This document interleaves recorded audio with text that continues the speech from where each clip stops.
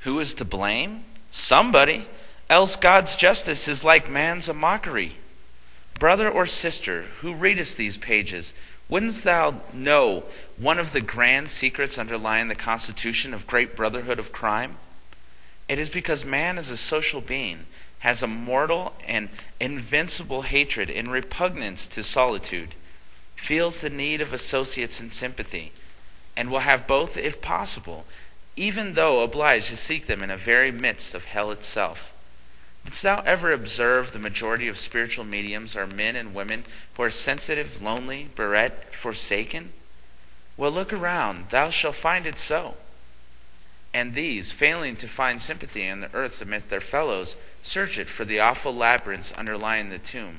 From the middle states, vast hordes of semi-infernals come trooping into the heart calls of these wretched ones, whose are thus preyed on by vampires both eternity and time. For embodied wonder-mongers sap them dry and wear them out, while disembodied demi-devils delude them, until the far soul garden either becomes an arid waste or teems with thistles, thorns, and all unsightly, unseemly things.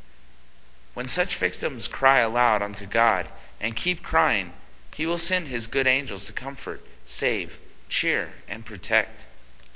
Reader, wouldst thou know why millions of women, fair, lovable, and good as ever God's sun shone upon, yearly rush down the mountainside and plunge neck deep into the swamps of prostitution and infamy? It is because their human hearts yearn for sympathy, pine for love, long for something good and kind, which failing to discover and obtain where hope has told them such things were, they seek for it at last in the horrid belly of social damnation.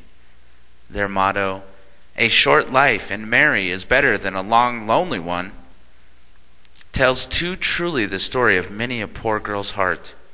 My God, have mercy on the lonely ones.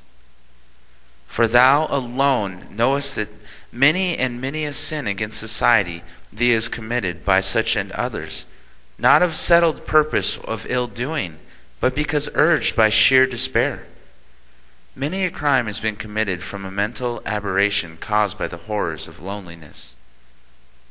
Human tribunals take but little, if any, account of the criminal's antecedents and surroundings. He or she is judged too harshly, in the main, and thus it will be until kind learns a deeper lesson of wisdom than yet presides over the courts and councils. Only God can truly know a heart, and whilst this fact is so clear, it is better to err on charity's side, if error must enter into the account at all.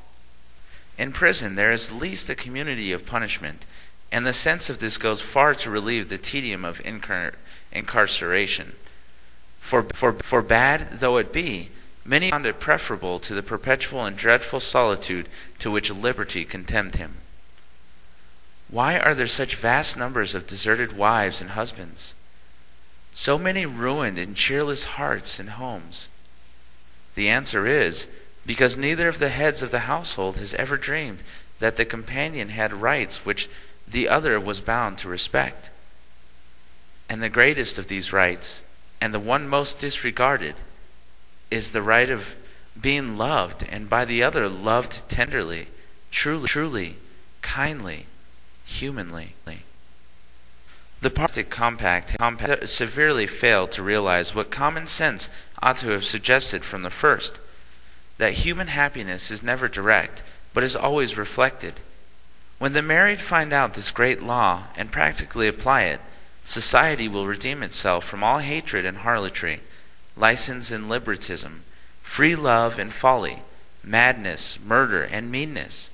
Ah, friendly reader, it is a fearful state that wherein a woman's or a man's true and generous love and sympathies are driven down and beaten away by those whom they naturally cling.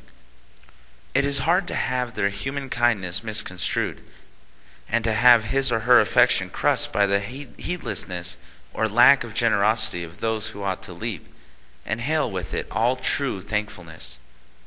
God knows that there is too little real affection in the world, And it is very hard to have that little force back upon the full, true heart from which it was sent forth on a mission of goodness.